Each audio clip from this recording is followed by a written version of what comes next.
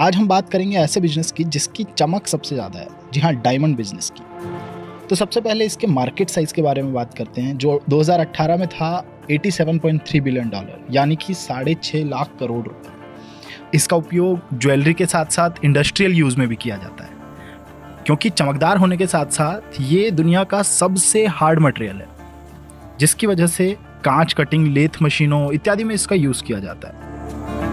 Diamond industry का जो पूरा प्रोसेस होता है वो 6 स्टेप्स में होता है। सबसे पहला स्टेप है एक्सप्लोरेशन, यानी कि खोज। फिर सेकंड स्टेप है माइनिंग।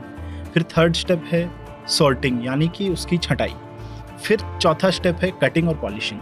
फिर पांचवा स्टेप है ज्वेलरी मैन्युफैक्चरिंग और लास्ट स्टेप है रिटेलिंग। तो सबसे पहले एक्सप्लोरेशन की अगर हम बात करें तो अफ्रीका में, केवल अफ्रीका में 65% जो है वो रॉ मटेरियल इसका पाया जाता है। उसके बाद माइनिंग की अगर बात करें कि माइनिंग कैसे की जाती है, तो माइनिंग यहाँ पे 2 तरह से होती है। एक तो ओपन पिट, मतलब कि गड्ढा खोद के माइन किया जाता है, और एक दूसरी होती है जिसका नाम है अंडरग्राउंड माइनिंग, यानी कि 1-1 किलोमीटर नीचे तक से इसको निकाला जाता है। इसके साथ साथ मरीन में, यानी कि समुद्र में भी माइनिंग की जाती है।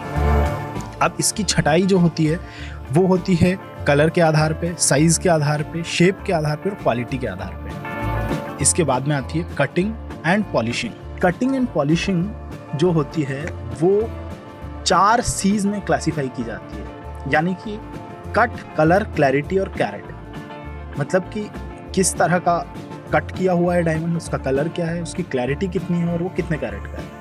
उसके बाद उसको होलसेलर्स को बेच दिया जाता है। होलसेलर्स को कहाँ बेचा जाता है? एक्सचेंज में बेचा जाता है, जिसको हम कहते हैं बॉर्स। और ऐसे 30 बॉर्स पूरे दुनिया में पाए जाते हैं। और आपको ये जानकर हैरानी होगी कि दुनिया का सबसे बड़ा बॉर्स जो है वो मुंबई में है, जिसका नाम है भारत डायमंड बॉर्स। और सूरत में भी दुनिया का सबसे बड़ा डायमंड बॉर्स बनने जा रहा है। और एक और बात इंपॉर्टेंट है कि हर 10 में से 9 डायमंड इंडिया में पॉलिश और कट होते हैं।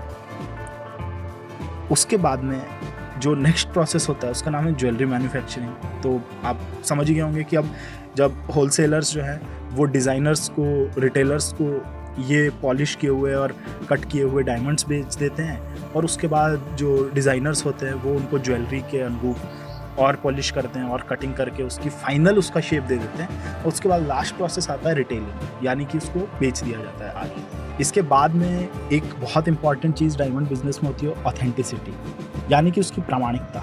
और उसके लिए एक प्रोसेस है, उसका नाम है किम्बरले प्रोसेस, और उसको सर्टिफिकेट ऑफ ऑरिजिन भी कहा जाता है। तो गवर्नमेंट एक सर्टिफिकेट इशू करती है जिससे कि कोई किसी तरह का कॉन्फ्लिक्ट ना हो और पूरा अश्योरेंस मिले कि ये डायमंड जो है वो कहाँ से है और ये बिल्कुल प्योर डायमंड है। अब अगर हम इंडिया की बात करें तो इंडिया में लगभग 10 लाख लोगों को रोज़गार देती है इंडस्ट्री।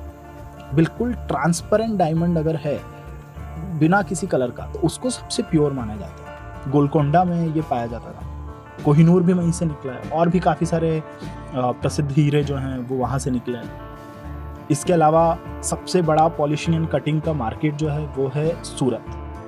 सूरत में एंटर होने वाला हर हीरा 6 डेसिमल पॉइंट तक वे किया जाता है, मतलब कि उसको पॉइंट के बाद भी 6 अंकों तक उसको मापा जाता है। और सूरत में दुनिया की 75% कटिंग और पॉलिशिंग का काम होता है।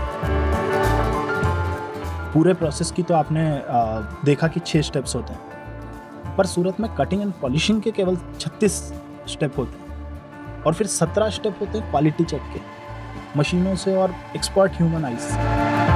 डायमंड का बिजनेस जो है वो काफ़ी ज़्यादा सोफिस्टिकेटेड बिजनेस माना जाता है, और जो फाइनल स्टेप मानी जाती है इसकी बेस्ट डायमंड्स के लिए वो है फॉरएवर मार्क इंस्क्रिप्शन।